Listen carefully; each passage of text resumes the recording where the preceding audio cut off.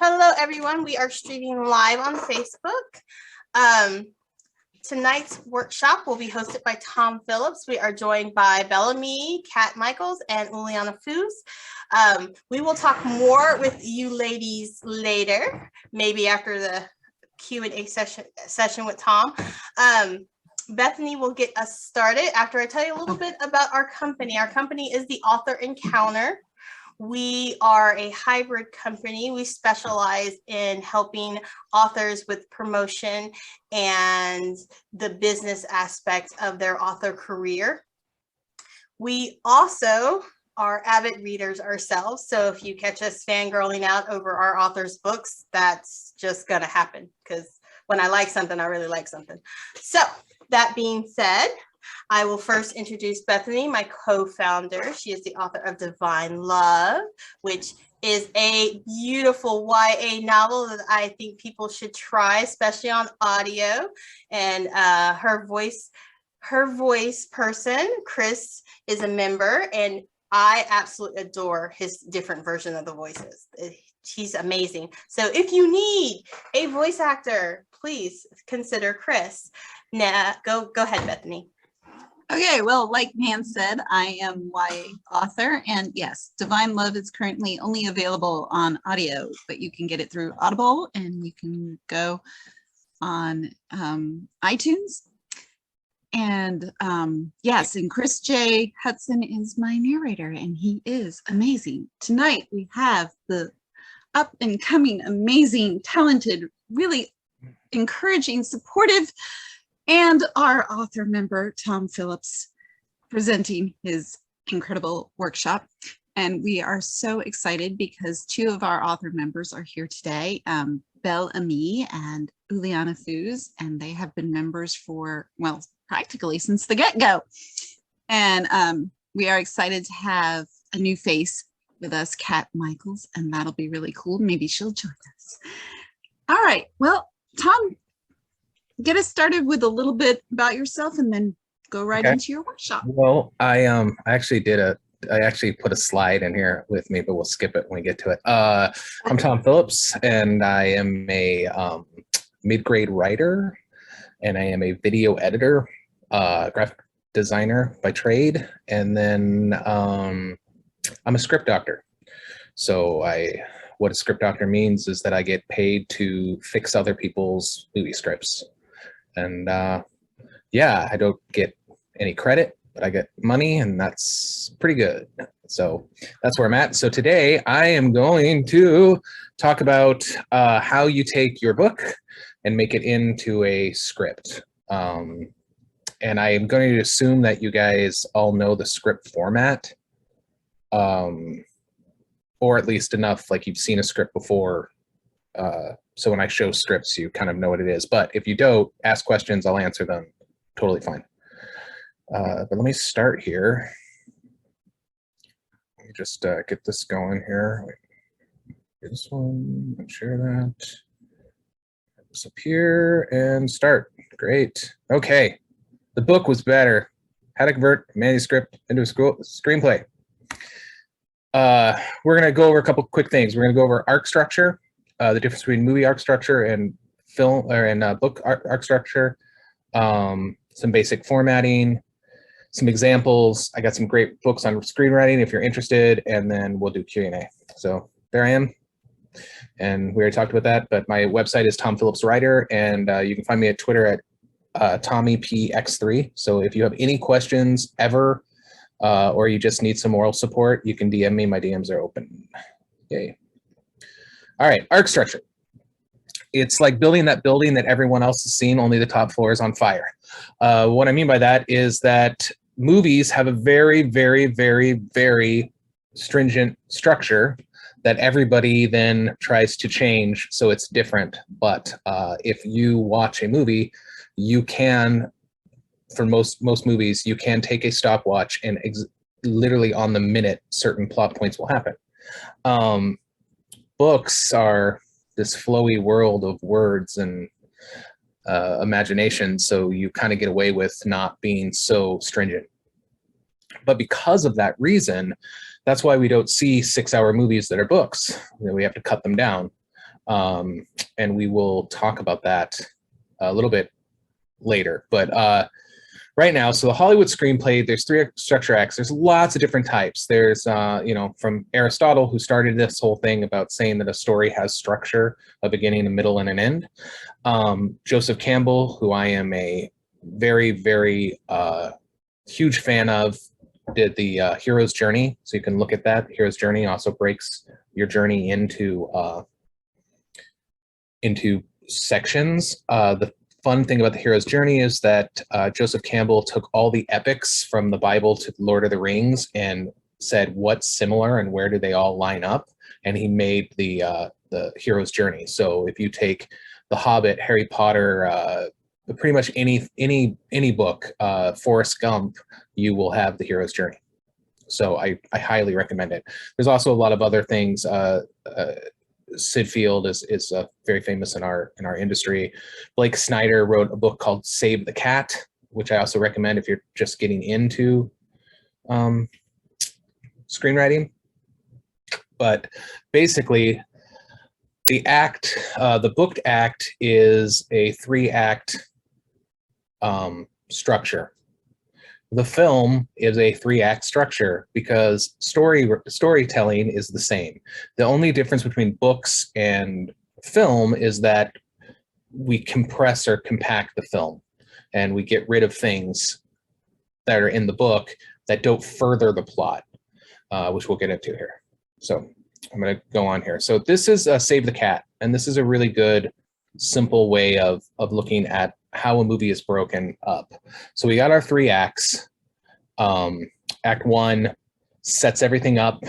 It ends with the debate where the hero has to decide, is this worth doing or not?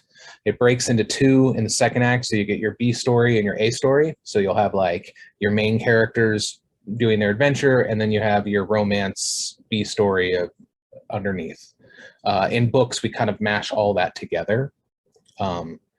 But it's all the thing. We get to the end of the Act 2, which is a really big deal in movies, and it's the Dark Night of the Soul, or also sometimes called the climax. It's that part of the movie where the hero loses everything and he doesn't know what to do, and you think that they're beat, and then it breaks into 3 in the 3rd act where they come out of nowhere and they save the day, and then the final the finale, which is our denouement in a book, which is just wrapping up all the loose ends. So I could use a couple examples if you want me to, but what I think we're going to do is we're going to talk about this book right here. I don't know if you've heard of it, Harry Potter and the Sorcerer's Stone, and how they broke it down from a book to a film, and why they cut things out. Are we okay? If you have any questions, you can jump in at any time, because this is a workshop and not a lecture. Oh, how do I do this? The Peeves Problem. That's what we call that. It's become a thing since the book of Harry Potter to a movie. The Peeves Problem is that Peeves does not appear in any of the movies in Harry Potter. But if you've read the books, you know that he is a very important character later on in the series. Any of the fan fiction? Any of the fan fiction? There's a lot of Peeves out there. Yeah, they're actually doing a Christopher Columbus is doing a his own recut of Harry Potter 1, the first movie, and they have Peeves in it, so he will be in that. But one of the reasons why we cut Peeves is because he doesn't further the plot in the first book, and I'm going to talk about what we do with Peeves after that. But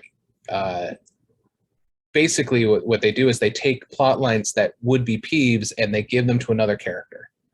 So you'll see that a lot, like in Game of Thrones. If you read the Game of Thrones books, there's so many characters, but in the series, they can't have all those characters and all those plot lines. So they take a lot of the major plot lines that matter and they assign them to other characters.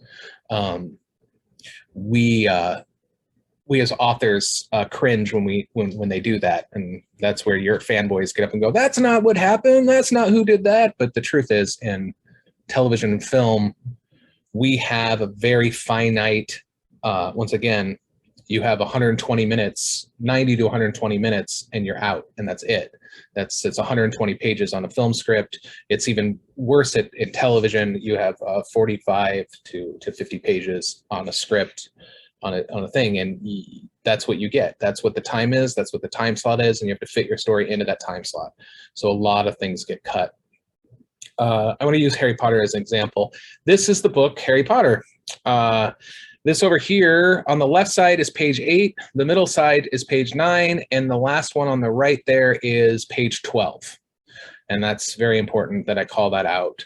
I think you guys have all read Harry Potter, but I'm just going to note here that it says, a man appeared in the corner the cat had been watching, appeared so suddenly and silently that you thought he'd just pop out of the ground. The cat's tail twitched and its eyes narrowed. Nothing like this man had ever been seen before on Pivot Drive. He was tall, thin, very old, judging by his silver hair and beard, which were both long enough to tuck in his belt. He was wearing long robes, a purple cloak that swept to the ground, and high-heeled buckled boots. His bright eyes were light, bright, and sparkling behind half-moon spectacles, and his nose was long and crooked, as though it had been broken at least twice. This man's name is Albus Dumbledore. That's a very important paragraph, but it goes on here. He pulls out his cigarette lighter. He flicked it open and held it up in the air. It's the second paragraph on the second page. The nearest street lamp went out with a little pop. He clicked it again. The next lamp flickered into the darkness. 12 times he clicked the putter outer until the only lights left on the whole street were 2 tiny pinpricks in the distance. Okay, and then he takes out the light so nobody can see him, right? And then we see the cat. He doesn't look at the cat, but after a moment he speaks to it. "Fancy seeing you here, Professor McGonagall." He turned to smile at the tabby, but it had gone. Instead, it was smiling at a rather severe-looking woman who was wearing square glasses, exactly the shape of the markings the cat had around its eyes. She too was wearing a cloak, an emerald one. Her black hair was drawn to a tight bun. She looked distinctly ruffled. And then she says, "How do you know it was me?" And then they have a long conversation, and it gets down to the bottom of page 12, and the second paragraph from the top, it says, "It's true." Or is it true? The faltered Professor McGonagall. "After all he's done, all the people he's killed, he couldn't kill a little boy? It's astonishing, and of all things to stop him. But how in heaven did Harry survive?" Okay, that's the book. We've all read it.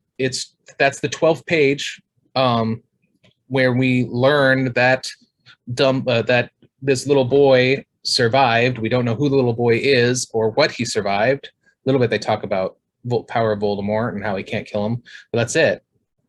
That's our book, page 12.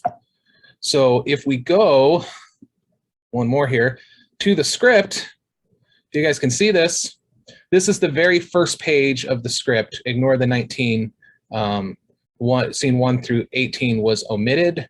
And what that means is that in the script, they had 18 scenes and they cut it because it was extra and they didn't need it. So they start Harry Potter movie, exterior Privet Drive night. It's dark at this hour except for street lamps that dot the street, spilling deep pools of light upon the ground. On the far corner, a man materializes out of the darkness. He is tall and thin, with a silver beard long enough to tuck into his belt. He wears a purple cloak and is roughly 150 years old. He is Albus Dumbledore. Dumbledore removes a small sliver object from his cloak, the putter outer. He extends it from his hand and clicks. The nearest street lamp goes out with a soft pop. He continues to click the putter outer until all the lamps go dark. He turns, spies a cat sitting on the wall of number 4. He smiles knowingly. "I should have known you'd be here, Professor McGonagall." The cat leaps forward, transfigures itself into a rather severe-looking woman in an emerald coat. "Are the rumors true, Albus?" And then he says something, but I can't see it because my thing is covering it up. But let me just get rid of this really fast here. Okay, so if you notice, they did 12 pages in about 3 paragraphs. And the reason for this, and I'm going to cut to the next thing here, so you can see them side by side here a little bit, is that film is a visual art, where books, Alexa, stop. Sorry, where books are an audio art. And what I mean by that is obviously we read books, but if you were sitting across the table and you were reading a book to someone, you could close your eye, or somebody was reading the book to you, you could close your eyes, and you could hear every single detail, and you would know exactly what it looks like in your head. In a film, we don't need to do that. We don't need to explain all of these different, flavor, because you see it. So I don't need to put he found what he was looking for inside his pocket. It seemed to be a silver cigarette lighter. He opened it, flicked it in the air, and clicked it, and the nearest street lamp went out with a little pop. I get to go to Dumbledore removed a small silver object from his cloak, the putter outer, he extends it with one hand, click, the nearest lamp goes out. And I know that my director, my cinematographer and the digital effects team are going to make that really cool. In a second, you're going to understand all those things. In a book, we kind of have to stretch it out a little bit so you can see the picture in your mind, right? So when you take your book, think about what you can cut down first from the description and what's important. Now, him clicking the lights out is very important. And the reason why it's important is because it's the first time we see magic in the movie. So we know he's a wizard by this thing. So we can't just have this old man show up and people be like, oh, who's that old man that showed up? Like, him doing that shows that he is powerful. And we want that. Same thing with McGonagall. If you notice in the script, he turns and spies a cat sitting on the wall of number 4. He smiles knowingly, and then the cat leaps forward and transfigures into a rather severe looking woman in an emerald cloak. When we did McGonagall, he turns and she's there, and then we describe it. We don't see her turn, but that's no fun because we want to see the magic happen. So in the film, we can actually transform her. And they did it with a shadow, but they transform her into it, and we know that this other character is also a wizard and the cat they've been seeing. I have a question. Yes, go ahead. So when you're cutting down your scene like that, like, is it like, because I assume this is something you have to do a lot because there's a lot of description about like what he's wearing, what his shoes look like. Like, how do you know? How do you get that smaller? Like, because as authors, we want to put everything like in there, but like, is there like, do you have like for yourself, do you have like a way of knowing like this is super important to the script? Like the fact that he's wearing, I would think just the fact that he's wearing robes would be important. Yeah. And then the beard, because that shows he's old. Like the color of the robe to me wouldn't matter. The reason why they put purple cloak is because in the book it describes him as a purple cloak. So you could say he wears a cloak, but by putting a purple cloak, you're calling, because you want to take the essence of the book and you want to match it to your movie, right? So if she has green eyes, you want her to wear green eyes. If, like in my book, there is a detective and he has a blue bowler hat, you want to call out it's a blue bowler hat, because you have to assume, you always want to assume when you're writing that the director has not read the book. So if you want to keep elements of the book that are important to you, then you want to put them in, but you want to do it in a very concise way, like a purple cloak, and that's it. You don't have to talk about it being flowing and beautiful and made of silk and unicorn tail. You can just be like, it's a purple cloak. And then the costumer is going to go, ooh, purple cloak, I'm going to make this cool. And then they get to decide what it looks like with the director. That's one thing about writing scripts versus writing books. When you write a book, you are the director. You get to decide where it goes, what's happening, what it looks like, all of the little intricacies. When you pass your script over to a director, it's their vision after that. So they get to bring your words to life. So they have a lot more say in how it looks. One of the best examples is Dick Tracy, the movie Dick Tracy. If you read the comic book Dick Tracy, it's very dark. It's crime noir at its best. And Disney wanted to make it. The writers wrote the script, but Dick Tracy has a yellow coat. He's always had a yellow coat. So instead of just having a normal yellowish, light brown duster, they put him in a bright yellow. You know, Warren Beatty was like, I want to do color, so they put bright yellows. All the cars were bright colors. That's not in the comic. That is the director's interpretation of the story they want to tell. Does that make sense? Yes, it Okay, makes good. a lot of sense.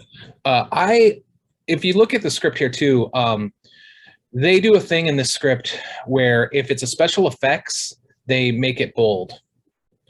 If it's something of note, they make it bold. And then the first time in any script that you get a name of a character that is going to talk, so it says Dumbledore, you'll bold that. And then when you get to the script itself, I don't know if, can you guys see my cursor or no? Yeah, we can see it. Okay, cool, because I'm circling it. Dumbledore now is in the middle, and then, you know, in a book, it would say, you know, fancy to see you here, Professor McGonagall. They changed the line to, I should have known you'd be here, Professor McGonagall. I wasn't there for this, but I assume it's because we called out the cat. So then it's a really good way to transition. I probably would have just put fancy seeing you here, Professor McGonagall.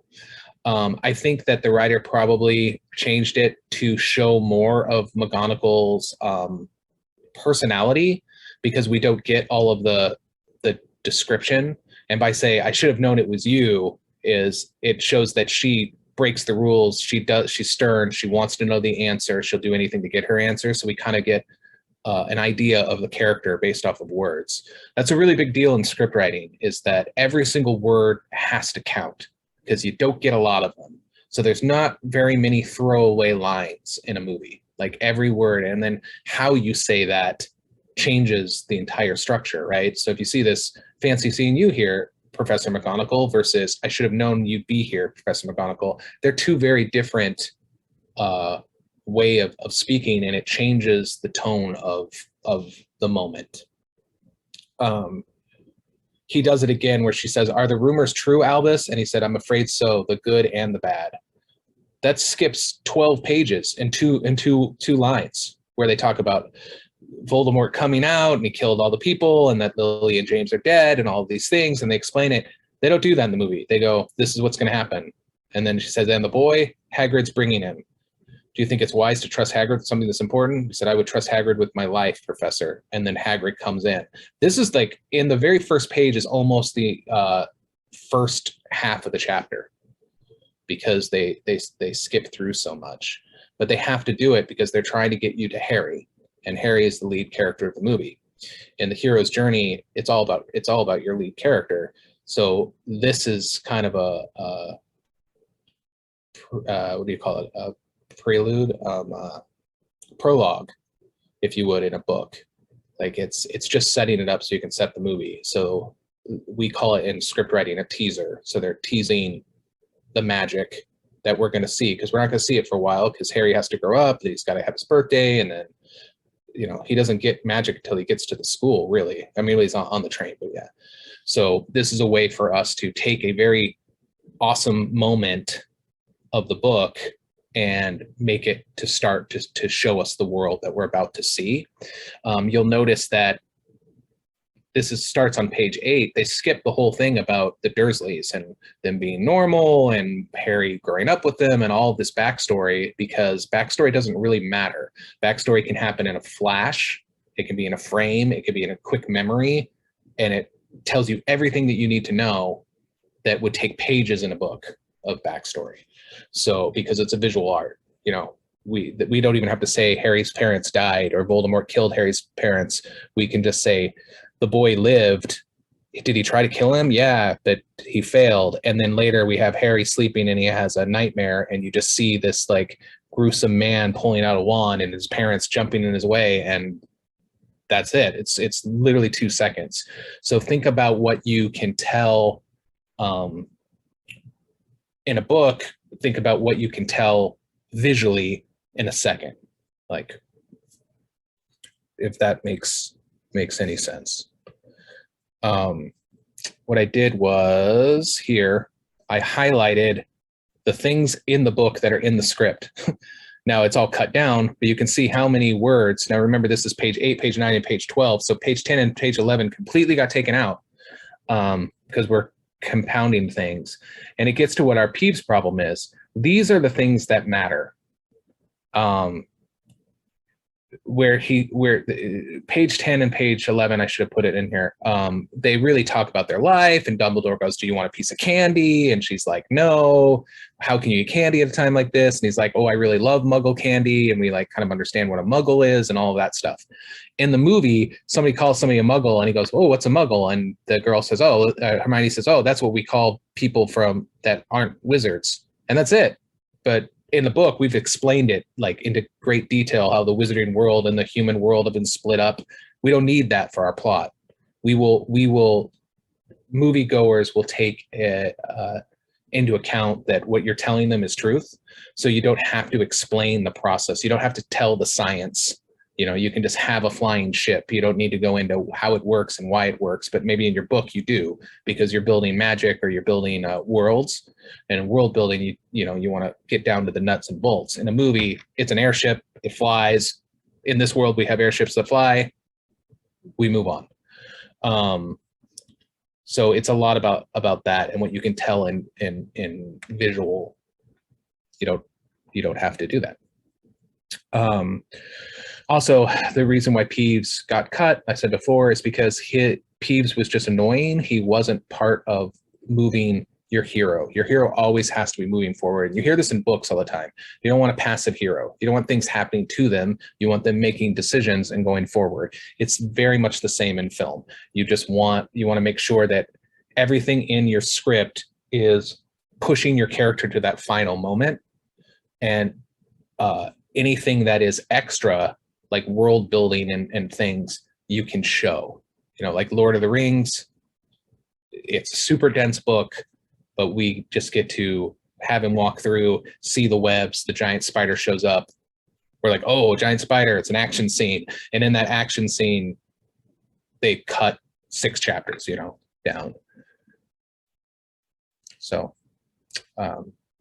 yeah, that's kind of where I'm at. So this is really interesting because these sentences you can see here, I'll just go through just the Dumbledore one.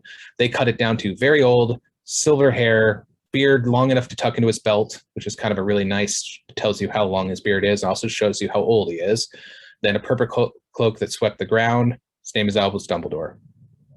And that's what they put in there. They even skip the half moon spectacles, and I feel like half moon spectacles are a very important part of Dumbledore, but they skipped it because he's going to be wearing them. It doesn't matter. I don't know why they didn't do that and then put the purple cloak in, other than Dumbledore's known for having very colorful cloaks. And it also shows that he doesn't care if people look at him and he has a bright purple cloak and he looks weird in the world, because he's so powerful he doesn't have to hide. So I think that's probably, I'm guessing that they used the purple cloak so that they didn't like put him in normal street clothes, like he was, going through a world and he was sneaking through, where McGonagall had turned into a cat so people wouldn't notice she was there.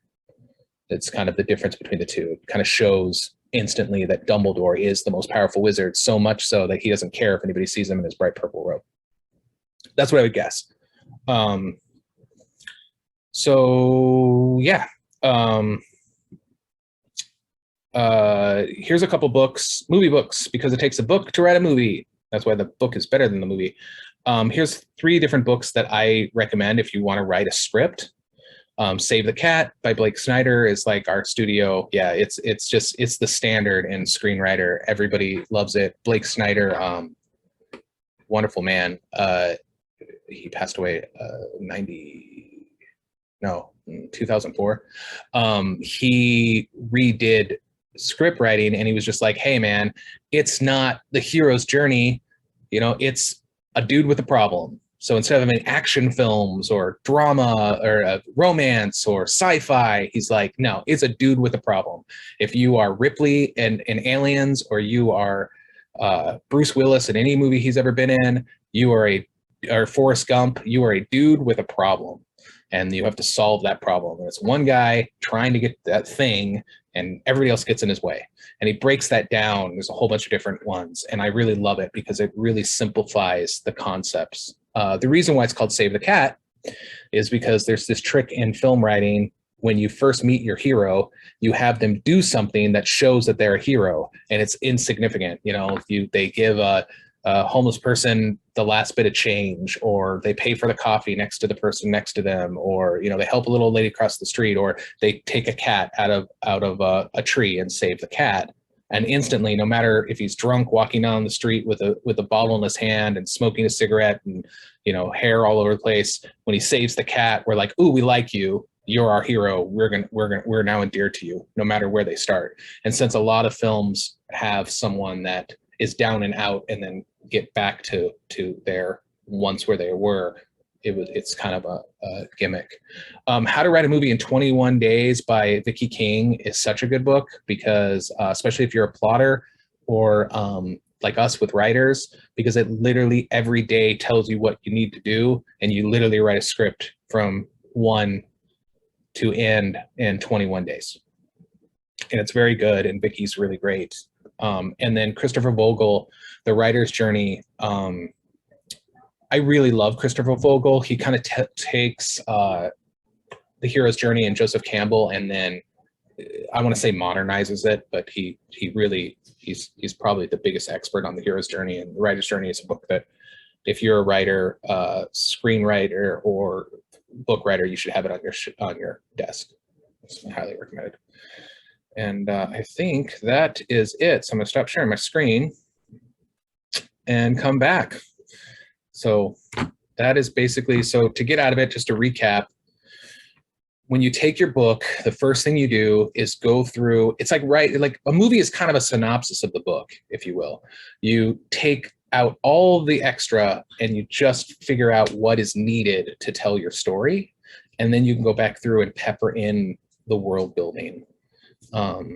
And that's really the key of script writing. And then, like I said, if you have characters, multiple characters, and there's a whole bunch of secondary characters that are doing different things, think about how you can combine those and make that smaller character a medium-sized character. You know, they kind of do that with Dobby. They give Dobby a lot in the Harry Potter movies that he doesn't do in the other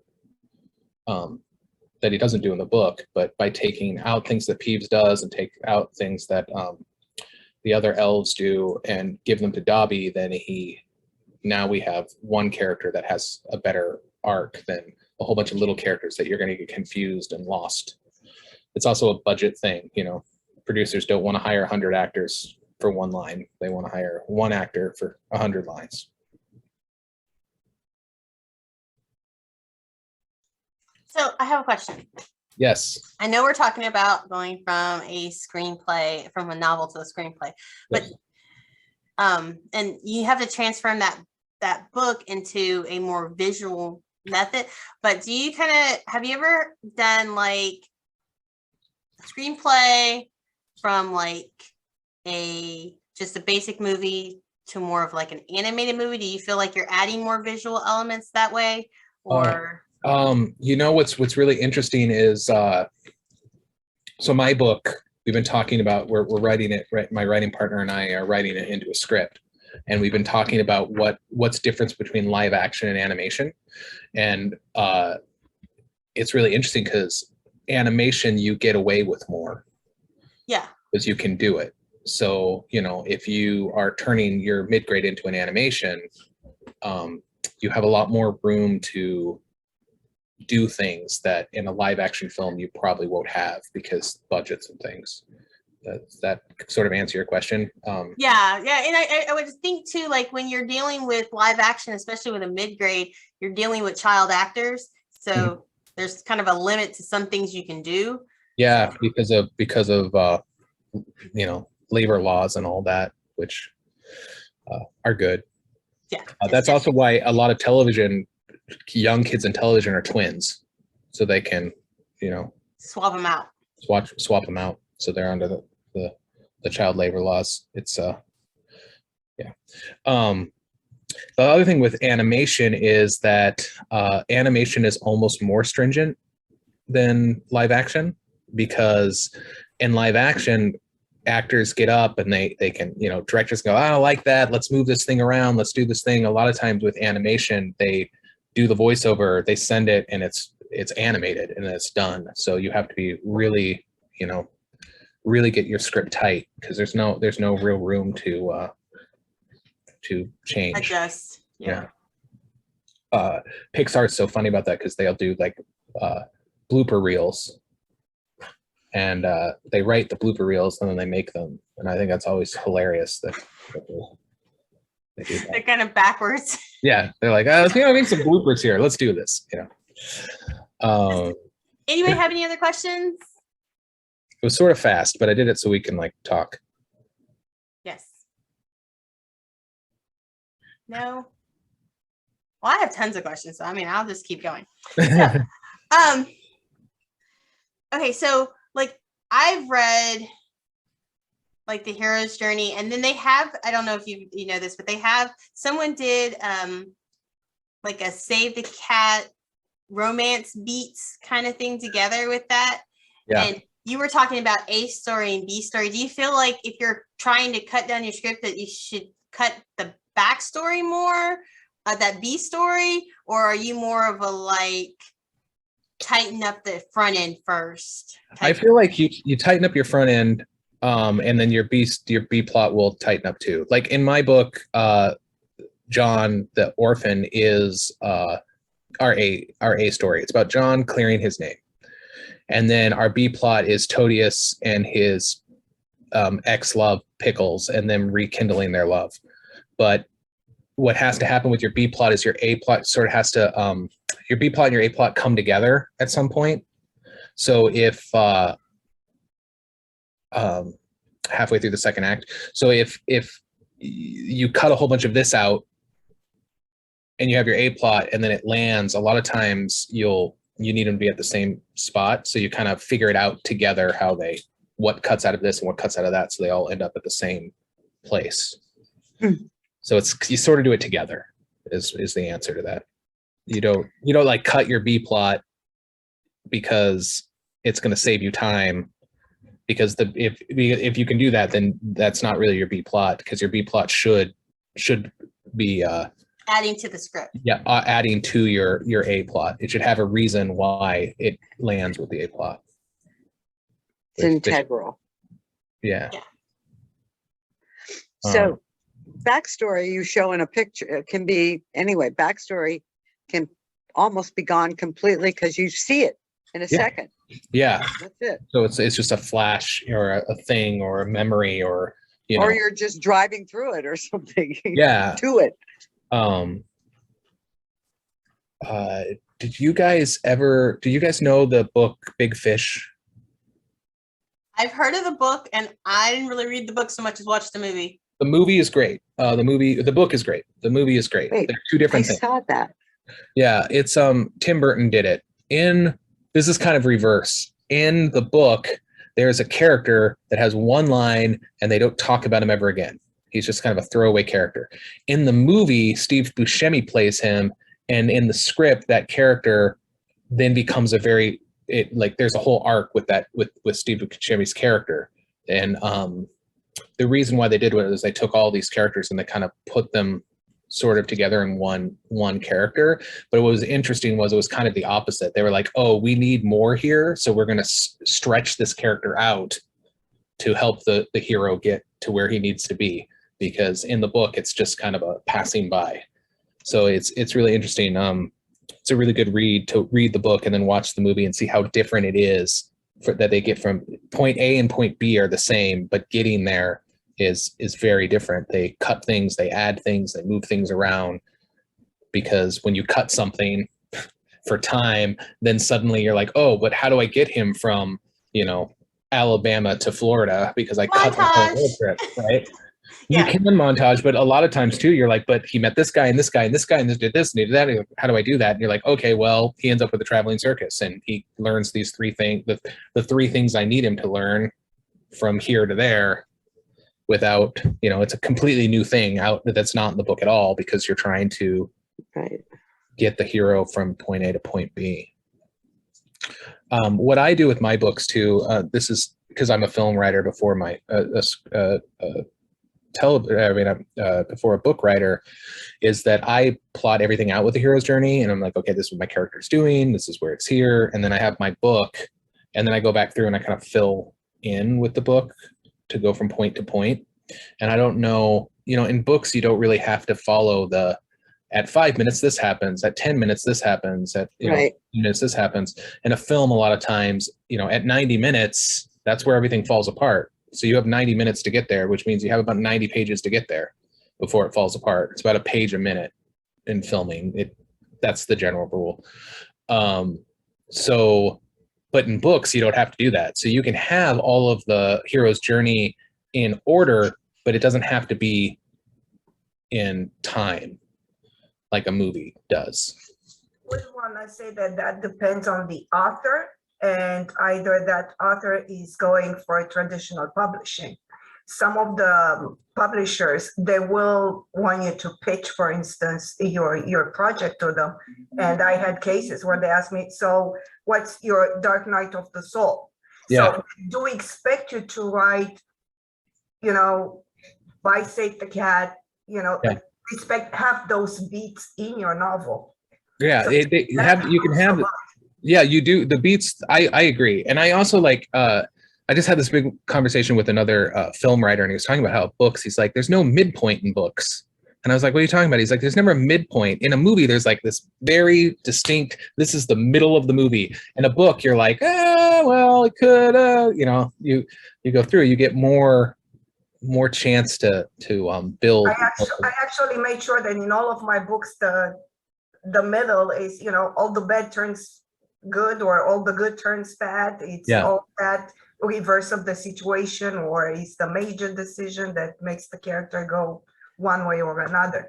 Yeah. So I was thinking about that because like one of the series that I like is the Dresden Files. And I noticed a lot of people, my Reddit trolls or whatnot, they get upset because like in the first book, there's not a lot of character development. There's not that immediate hero's journey, but like, I think that's the difference between like a series or a book that lends itself well to like a movie versus a book series or something that clearly needs a longer format, like a mini series or something. Because some books, go ahead. That's why Dresden ended up being a television series. Yeah, because he doesn't. His hero's journey is over the series and not so much over one book. Mm-hmm.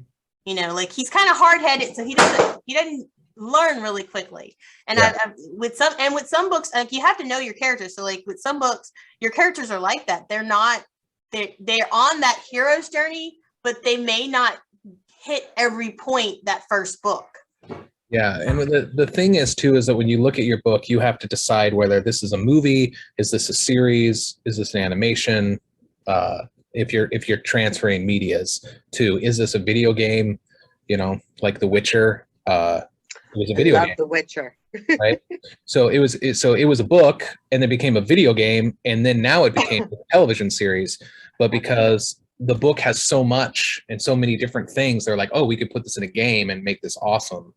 And then they took the video game and said, okay, well, now we can make a television series. But The Witcher, you could make anything into a movie, but the reason why The Witcher is so good is because it is a series and we get to see him travel. If you packed all of that into one movie, it would be, a very fast action film, and it could be good. I'm not going to knock people who do it, but you could do it, but it's really good as a series. But it is for me, it's better as a series because it lends itself to that. Right. Where you have some movies couldn't be a series. Die Hard shouldn't be a television series. They shouldn't make a television series about John McClane. We want John McClane in one situation. He's a dude with a problem. When he solves the problem, the movie is over.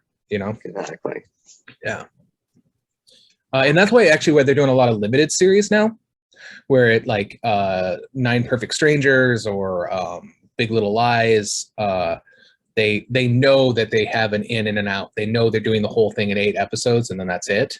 But it lets them really take the books and really focus in on each section, and then it ends. So that's why we're having these these limited series too, and why all limited series are from books, because they take a book that needs to, it can't be compacted, but it's not something that can just keep going and keep going and keep going. So Like the Queen's Gambit. yeah, That was great. So it Yeah. sounds like, when you write a book, everybody tells you show, don't tell. For the Yeah. script, it's the opposite. Yeah, It's tell, skip the show because that's gonna be shown in visual, in images. yeah. I mean, it becomes action. It's just a lot easier, because instead of saying my character picks up the sledgehammer and hits the door with a mighty swing, you just, the guy picks up picks up a sledgehammer, he hits the door, and we all know based off of the swing that the rock is really strong and that he does it. But in a book, we have to describe that because we're not there to see it. So that's where you How get he's a lot of feeling. it. So what's take you 5 pages in a book to describe the hit and how he feels and how he holds the Yeah. hammer and how the muscles are Well, cording and he's and- sweating and all that? It all takes 1 second in a visual to. And you have what he's thinking. Yeah, and You that's can't have thinking in film. yeah. Well, Yeah. and that's okay. So the introspective of a character's thoughts is really interesting, because, like, if you have like Eternal Sunshine of the Spotless Mind or the Batman that just came out, there are a lot of inner monologues, and we get the inner monologue, especially in crime noir. You hear what the person's thinking. In a regular film or script, we don't have that. We don't know what the character's thinking, because it becomes from first person to third person instantly. And sometimes they do, like, To All the Boys I Knew Before, we get her monologue in her head, and she's telling us she's story. Forrest Gump is very famous for telling us, kind of narrating, and we get the narration over. So instead of getting thoughts, we get narration. Now, I don't know very many movies that have different narrators. That's not a crime drama where they're like jumping between characters. But we do that in books. We have more than one character.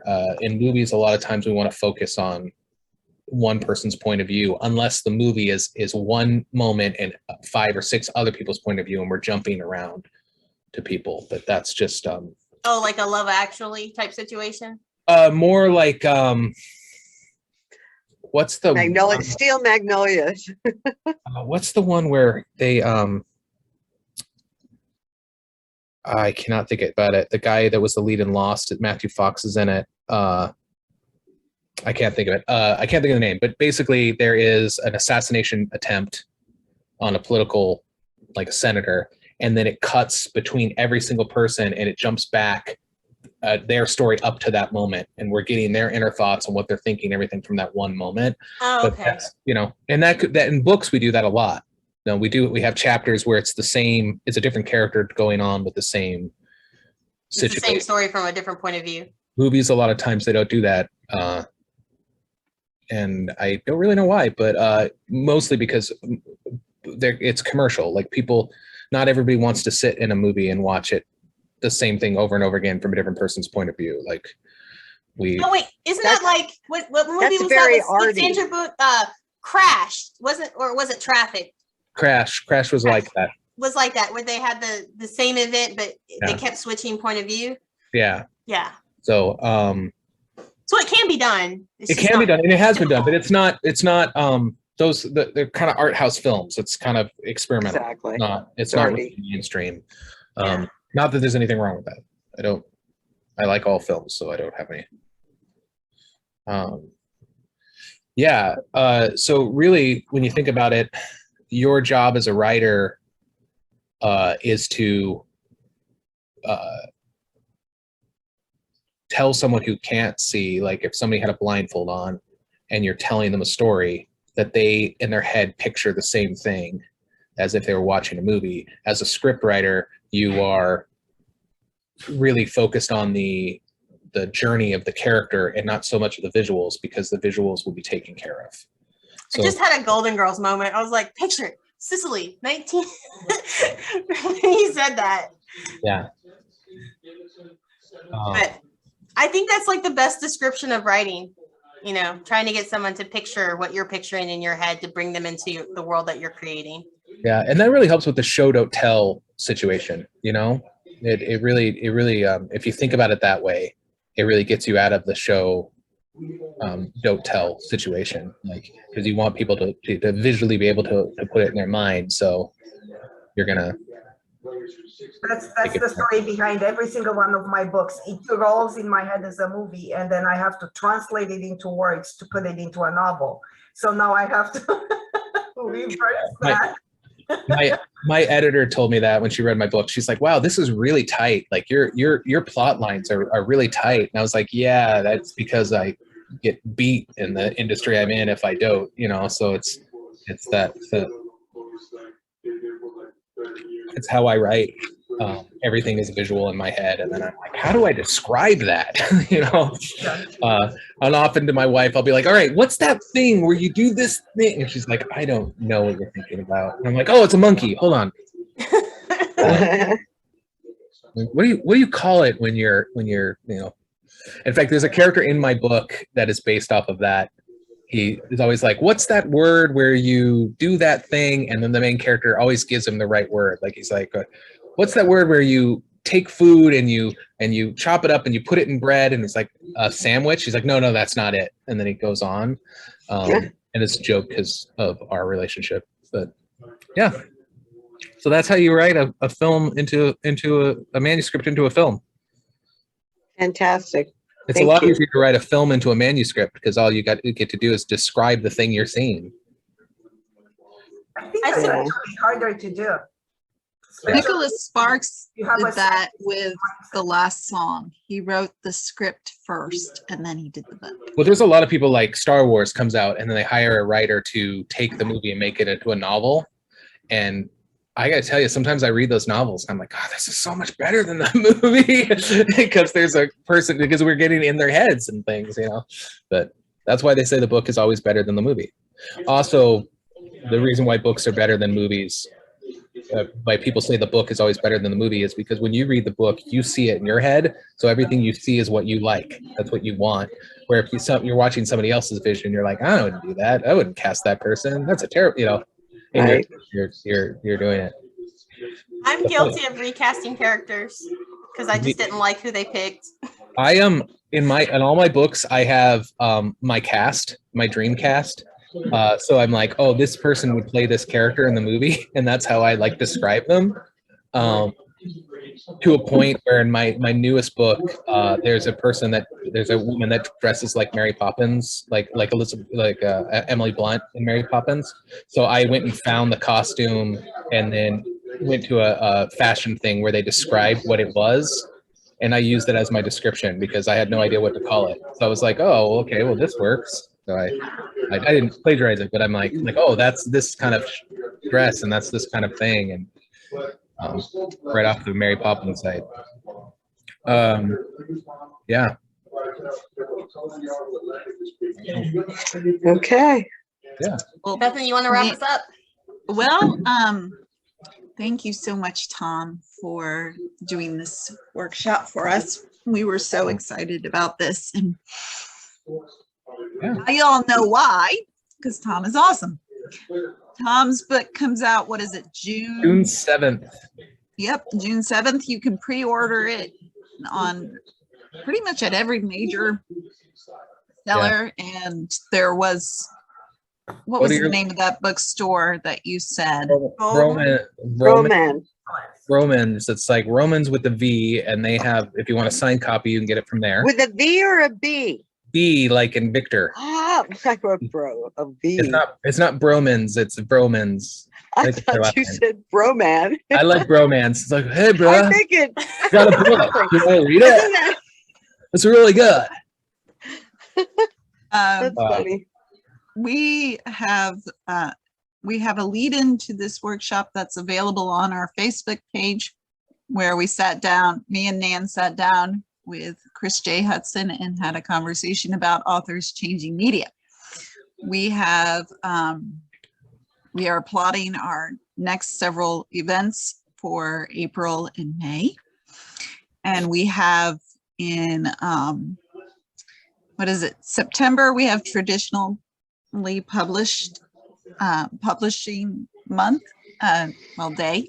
And then in November, we have Indie Author Day, and we have some exciting things coming up over the summer, such as we have decided that we're going to celebrate Christmas in July. So that's what we're doing this year. And you can find more about our company and the events at our website, which is theauthorencounter, all one word, .com. And we're